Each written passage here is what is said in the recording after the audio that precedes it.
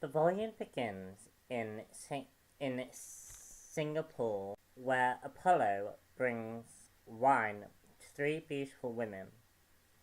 He explains that he is a son to a king, whose king has gone missing. Elsewhere, two centaurs are sent to kill a human female named Zola, who is under the protection of Hermes. The centaurs attack Zola, forcing Hermes to send her to London, where Diana, aka Wonder Woman, currently resides. Wonder Woman decides to help Zola and return to Zola's home, where Wonder Woman finds Hermes, who has been severely injured. Hermes informs Zola that she is pregnant with Zeus's child.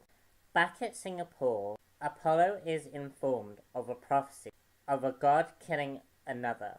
The three women, the oracles, are then burnt alive.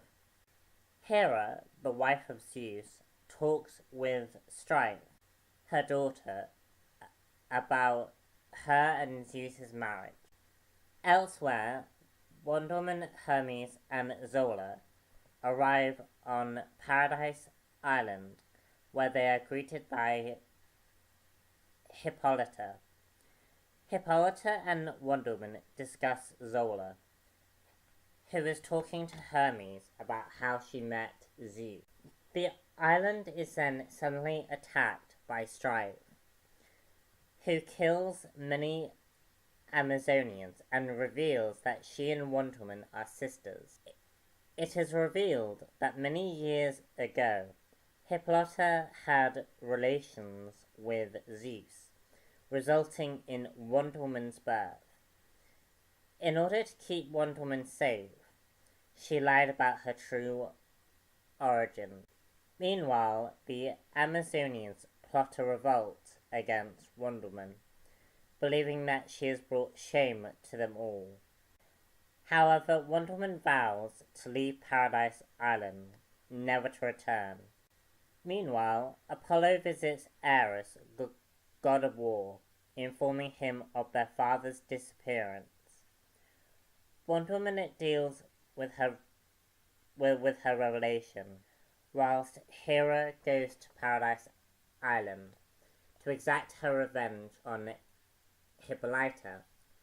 After having a heart-to-heart with Zola, Wonder Woman travels to Paradise Island, where she finds her mother has been turned into stone. Wonder Woman, Zola, and Hermes plot how they are going to stop Hera. They receive a visit from Lennox, who helps them. Wonder Woman and Zola proceed to meet with Poseidon, whilst Hades meets with Lennox. Wonder Woman reveals Hera plans to rule the heavens, leading to both Hades and Poseidon to meet. What will the gods do with the proposal Wonder Woman and Lennox have proposed? Also, what will they do with Zola? Volume 1 of Wonder Woman New 52 is actually really good, and I think it sets up a very interesting take on the Wonder Woman series. Before the New 52, Wonder Woman's origin story was she was born out of clay, and her mother formed a baby that the gods and goddesses of Greek mythology sort of blessed the baby and gave her life.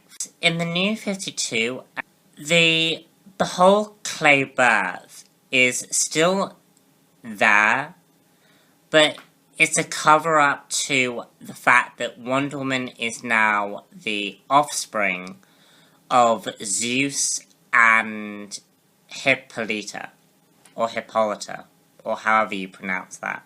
I think that is a very, very interesting twist and take on the Wonder Woman character. And I sort of like the whole concept that Wonder Woman's powers are actually from a god. It sort of blends well more into her power set, I think. And also, I think it's interesting where they go on from that. Wonder Woman is, to some fans, and me included, Wonder Woman seems like the archetype for the perfect woman.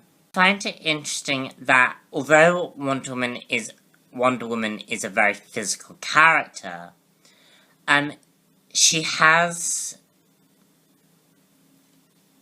weaknesses. She has I can't think of the word, but she has sort of flaws. Not what's it called? She has insecurities, which make this volume very interesting, because all of the other Amazonians think of her as the perfect child. No male seed, as it were, was made to create her. And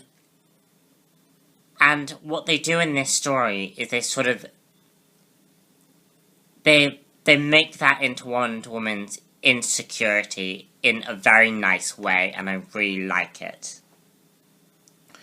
Another thing that I like is I like the whole Greek mythological aspects that they use in this story. The writers and artists definitely did a very good job at making this a Greek mythological epic, and not just a superhero story. And I would actually go as far as to say this is less a superhero comic than it is a Greek mythological story. And they do things very interesting with some of the Greek mythological creatures. Another thing that I liked about the story was the wife of Zeus. And they play this aspect of Zeus often sleeps around with other women. And they do a very, very nice job at conveying a very insecure woman who has been placed in, her mindset is placed in a time where she puts up with Zeus's cheating. Hera lives in a time where if her man cheated, she had to be okay with it. And it's a very interesting parallel with Wonder Woman, who, of course, is very free. Women might feel nowadays, whereas Hera is stuck in the past. And I really thought that was very interesting. Just at the different parallels that are between Hera and Wonder Woman. And Hera seems very, very insecure and very lonely. And I do identify with her as a character.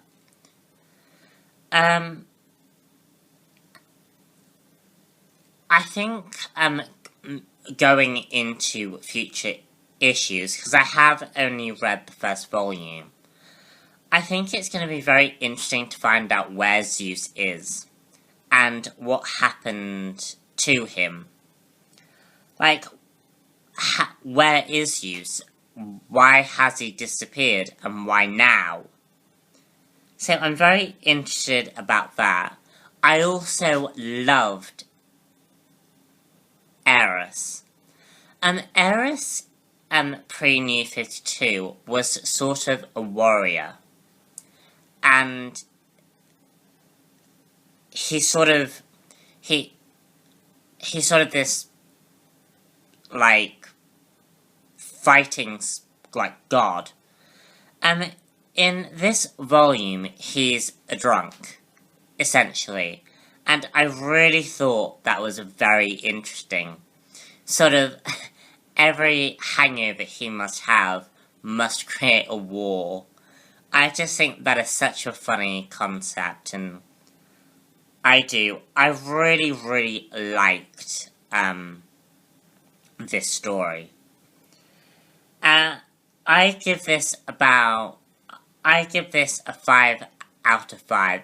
Great story, great art, and I'm looking forward to reading the second volume, which I will try to get soon, but I've run out of money, so yeah. So that's me done. I hope you enjoyed my review of Wonder Woman. I have done a previous one, so yeah. If you ever, subscribe if you haven't subscribed already, and I hope to see you all again for another comic book review. Bye.